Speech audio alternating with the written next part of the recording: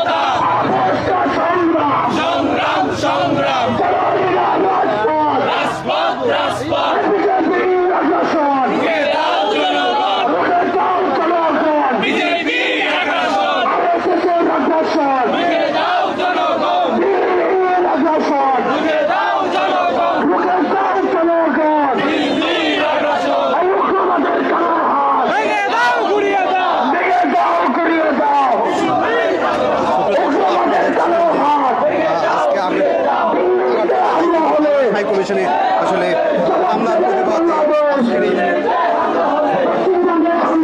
সমাবেশ আপনারা দেখছিলেন।